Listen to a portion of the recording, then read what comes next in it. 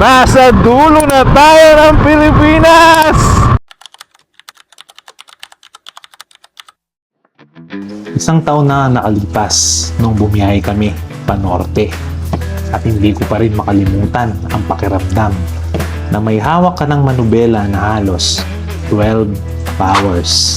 Pero isa lang ang sigurado sa kabila ng pagod na aming pinagdaanan. Naging sobrang saya ng karanasan na iyon. At sa araw na ito ay maglalakbay tayo papuntang Gabaldon, Nueva Ecija. Ang Nueva Ecija ay kilala sa malawak nitong lupain at napakagandang tanawin. Dito ay madadaanan natin ulit ang iconic road ng Gabaldon na akala mo ay may buhay na painting sa likod. At syempre, ang highlight ng ating biyahe, ang Calabasa River. Samahan niyo ako upang ibahagi ang aming karanasan kasama si Eric Motovlog. Ako po si Lakbay Kiko TV. Umpisahan na natin ang video.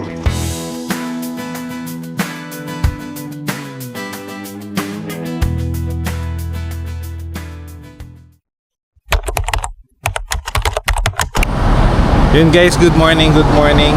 It's been a long time nung last tayong nakapag-ride. So bali, ngayon nga pala tinignan ko yung calendar, tsaka binrowse ko yung mga pictures namin. Ngayon pala yung anniversary, yung North Loop ride natin.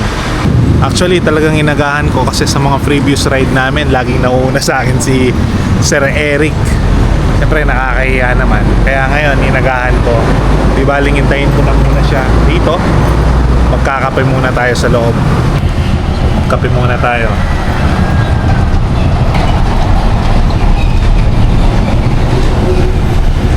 Napakamahal ng gas ngayon. Tapos ngayon pa namin naisipang mag-ride, no? Kakaiba yung headlight niya, mga kalakbay. Para siyang GS BMW. Mamaya tingnan natin yan pag medyo maliwanag na. So in a while, magre-ride out na kami. Magre-ready na. Tingnan mo yung mga fog, mga kalakbay, oh. Dahil malamig yung panahon, bumababa sa sa bukid. Tapos dito sa daan na to, ang dami ring nagja-jogging. Nagra-running din tayo. Tignan nyo na lang yung Facebook page ko. Magandang exercise yan. Kaya sa lahat ng mga sa mga kalakbay natin dyan, mag-invest din kayo sa kalusugan ninyo. At the same time, gawin yung masaya yung mga ginagawa nyo. Tapos pagdating sa dulo, kaliwa, mga kalakbay. Mas maganda yung daan na to kung pupunta ka ng Nueva Ecija. Kaya lang, kailangan natin i-double check kung mas mahaba ba siya or maikse. Pero kung parehas lang, might as well dito na kayo dumaan. At yun, I think it's Bulacan to. Siguro San Miguel, Bulacan, I think.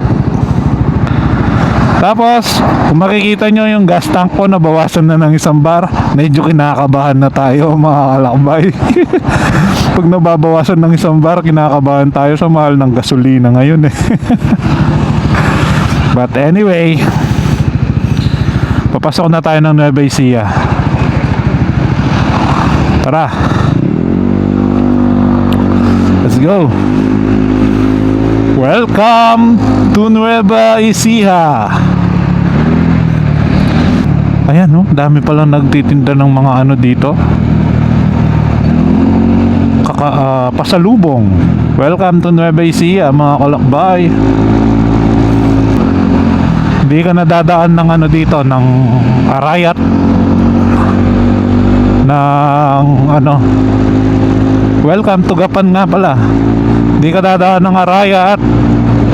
Ano nga yung isang bayan ng Nueva Ecija na Cabiao, Nueva Ecija, hindi ka na rin dadaan. Gapan na kaagad dito. San Miguel, Bulacan yun.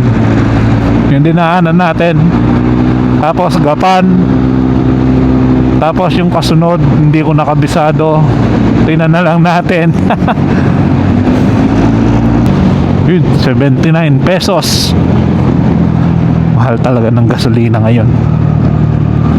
Pero wala. Ginusto mo yan eh. Ginusto mo yan, lakbay. Yan sana yung kukuhanan natin ng drone. Ang daming bikers, oh. Kaya lang, ayaw lumipad. Restricted area, mga kalakbay. Anyway, tara. Hahanap muna daw kami ng makakainan. Baka doon na sa, kung natatandaan nyo, yung pinuntahan natin dati sa Gabaldon, yung magandang daan. Doon na siguro kami kakain. Gaganda ng mga bundok, mga kalakbay, oh. Gaganda ng mga bundok. Na-miss ko talaga to. Yung ganitong klaseng ride. Yung pupuntahan mo nature, tapos mga dadaanan mo nature din. Kung sa kaliwa, Palayan City. Sa kanan, yung Gabaldon. So bali, galing tayo dun sa Fort Magsaysay. Dun pala tayo dumaan. Kaya pala may mga nakita akong mga tangke-tangke. Di naman tangke, parang military truck. Tara, let's go. Malapit na tayo.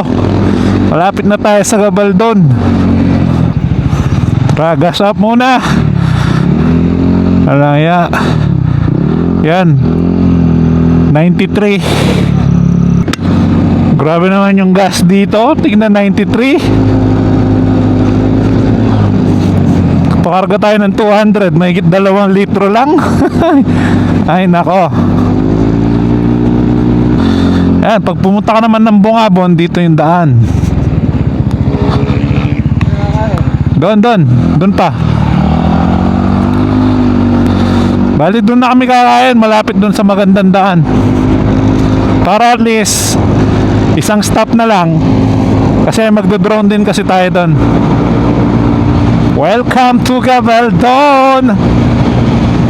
Ano, ganda ng bundok, oh, tingnan mo. Kahit medyo mainit na yung sikat ng araw, makikita mo pa rin na talagang kulay berde. Bayan ng Gabaldon. Yun nga, boss. Nandito na kami sa may Gabaldon. Papakita ko sa inyo mamaya yung magandang daan. Kakain muna tayo dito. Dito rin kami kumain ng last. Tara, let's go. Ito yung kakainin natin. Yan, kasama natin si Eric, motovlog. Ali, ito yung magandang daan. Yung mga karinderya malapit dito. Dito na kami kumain. Tapos diretso na dun sa ilog. Yan guys, bopis. 2 kanin. Beef steak, yung kay Sir Eric naman. Tara, kain tayo guys. Go. Yan, kasama pala natin, gamit natin Usagi, belt bag, LS2 shoes, tapos LS2 riding jacket, LS2 helmet. Ako, naka-LS2 din ako. Diba? Solid LS2. Pang ano yan? Pang adventure. Adventure LS2. Mamaya titingnan natin yan. Baka naman LS2. Tara, kain tayo. So yun guys, kakatapos lang namin kumain. Bali, gagawin na kami ngayon dun sa river. Malapit na lang to. So bali, pagkalampas mo lang dito, alam ko malapit na yun. So tara, samahan nyo kami. Let's go! Alam mo yung bundok na yan, ha? Sobrang ganda.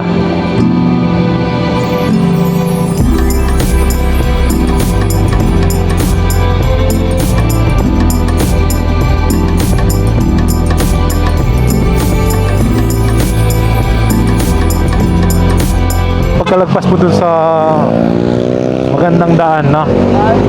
Bali, ayun pa. Ayun pala yung ano, Calabasa Picnic River. Pagka diniretso mo to, ito yung papuntang Dingalan or Aurora. Ito yung daan yan, diretso. Pero pupunta tayo dito sa Calabasa River. Yan o. Yan o, ang ganda. May nadaanan na rin natin to dun sa vlog ko sa may Dingalan, Aurora. Yan. Welcome Calabasa Picnic River, Gate 4. Ah, medyo matarik. Yan no, yan na yung river.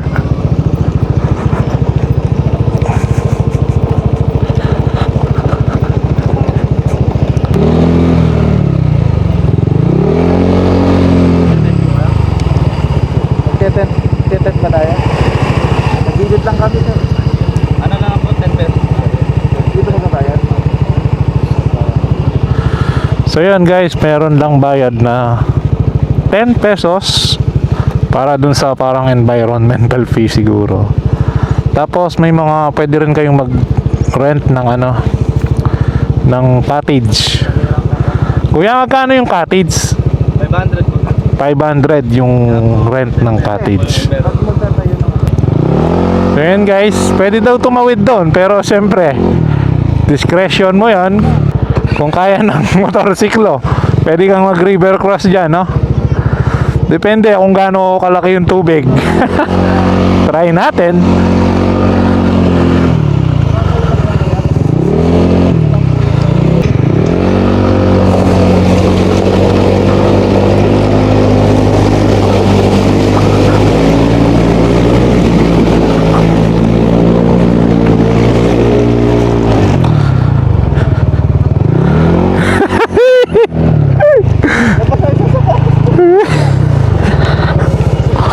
Yakit ang winisik.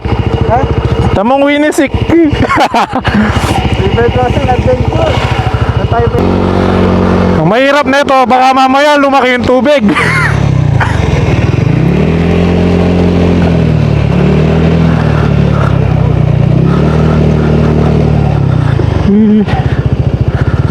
Yan o. Napakaganda nung ilog oh. Tapos yung view mo, tingnan mo. Overlooking yung mountain tsaka river. Na-miss ko to. Tapos yung mga motor natin, naitawid natin from there palipat dito. You know, tingnan mo yung ibang motor, tinatawid din nila. Mababaw lang naman kasi. Yan. Negative tayo dito, medyo malalim dito. Doon, tama yung pinasukan natin doon, mababaw. Okay. Papasok doon. Tara, let's go. Nabasa. Hindi naman natin naitapak sa tubigan, kaya lang yung sprinkle nung tubig nung inilipat natin yung motor. So yun guys, as you can see, pinarada na namin yung motor dito. Yun, nakapaglagay kami ng owning, dala ni Sir Eric, ni Eric Motovlog. Malakas kasi yung hangin kaya hindi namin mailagay ng maayos. Pero pwede na yan, aayusin na lang namin. Mas para lang may masilungan kami sa init. Yan no. Pahinga muna kami. Maya maya magbababad tayo sa ilog. So yun guys, welcome back.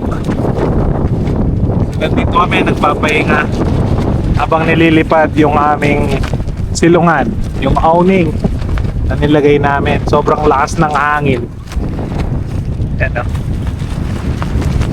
Kagandahan lang yung nakuha naming pwesto ito, sa ilalim ng puno. Kaya kahit pa paano malilim yung spot natin.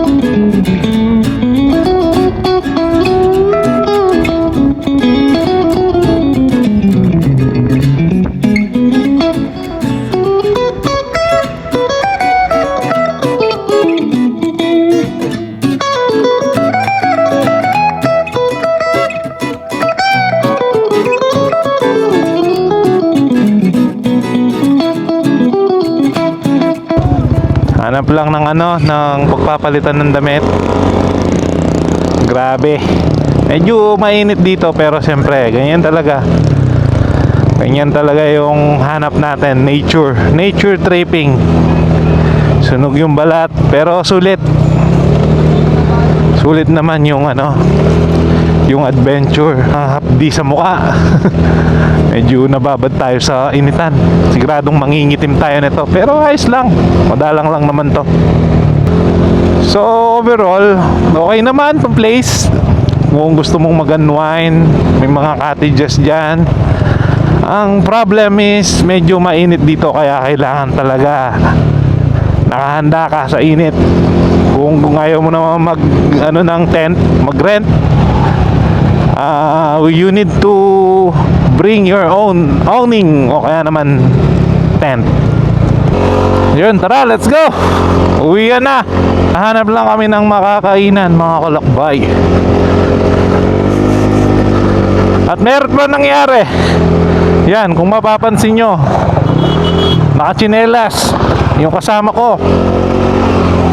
Kanina kasi bago kami mag river crossing, itinali niya yung sapatos niya dito sa likod. Pagtawid nga sana kasi doon kami magsasapatos. Tapos pagka-check niya, wala na yung sapatos. Nahulog yata dun sa nadaanan. Baka may nakapulot. Unfortunately, syempre, hindi na niya nakuha ulit. Hindi naman natin alam kung sino yung nakapulot. Kaya yan, ang ending, pinahiram ko siya ng size 13 na tsinelas. O bawi next time. Sabi nga nila, kung may aalis daw, may mas magandang babalik. Malay mo, Bomero Plus o kaya naman Evo SL. Yun tamang tama yun, pang running. So yun, kagagaling lang namin ng Calabasa River. So kung i-grade ko siya from 1 to 10, bibigyan ko siya siguro ng 7.5. Bakit? Tamang babaran lang. Okay naman yung view. May mga mountains plus river. So rin naman, Instagrammable din naman yung view. Kaya lang yung river is masyadong mababaw. So tamang babad-babad lang, paupo-upo lang. Ganun lang siya, mga kalakbay. Tapos kung magte-tent pitching ka kasi, okay lang. Tapos walang masisilungan. Tapos ang pinaka medyo ayaw ko lang, hindi naman sa ayaw, ayos lang din naman, wala kasing mga puno na pwede mong pagsilungan. So okay lang naman siya. Kung pupunta ka doon, magdala ka ng tent or umarkila ka na lang ng cottage. Tapos enjoyin mo yung place. Yun lang ang masasabi ko. Calabasa River, thank you. So thank you sa mga taga Nueva Ecija. So next time punta naman natin yung ibang river dito sa Nueva Ecija. So that's it for today's vlog and video. It's nice to be back, Lakbay Kiko TV, sa pagmomoto vlog. Na-miss ko to. Hopefully makasama ulit kayo sa susunod nating riding adventure. Samahan nyo ako, maparaning man yan, travel vlog, motorcycle vlog, motorcycle review, at kung ano-ano mang gagawin ko sa buhay ko na gusto kong i-share. Sana tangkilikin ninyo, sana may share ko sa inyo at kapulutan nyo rin ng aral. Ako po si Lakbay Kiko TV. Hanggang sa muli, God bless and ride safe.